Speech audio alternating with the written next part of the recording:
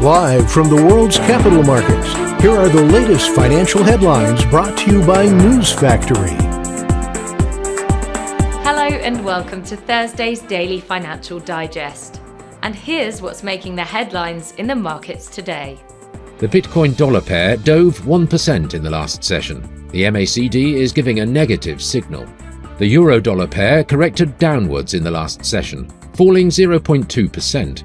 The stochastic indicator is giving a negative signal.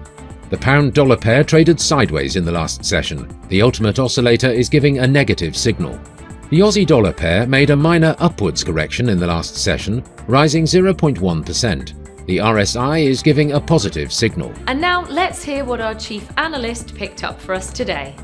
VLSI Technology and Intel have agreed to end a patent dispute in Delaware, where Intel previously said VLSI had asked for more than $4 billion in damages, according to a court filing from both parties.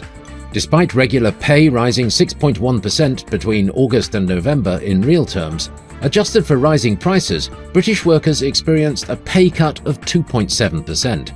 According to a new survey, more than 50.6% of UK workers are realistically expecting a pay rise of 10% or more next year.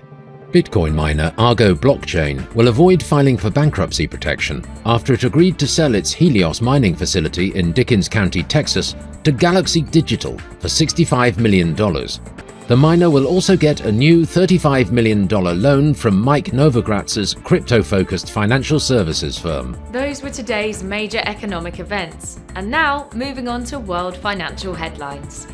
The US MBA mortgage applications will be released at 1200 hours GMT. The US continuing jobless claims at 1330 GMT. The US initial jobless claims at 1330 GMT. The US EIA crude oil stocks change will be released at 1600 hours GMT. Spain's retail sales at 0800 hours GMT. Italy's 10Y bond auction at 1030 GMT. We hope that you've enjoyed Thursday's Market Outlook. On behalf of all of us here, we wish you a productive trading day. Be sure to join us tomorrow morning for the latest news and events from the financial markets.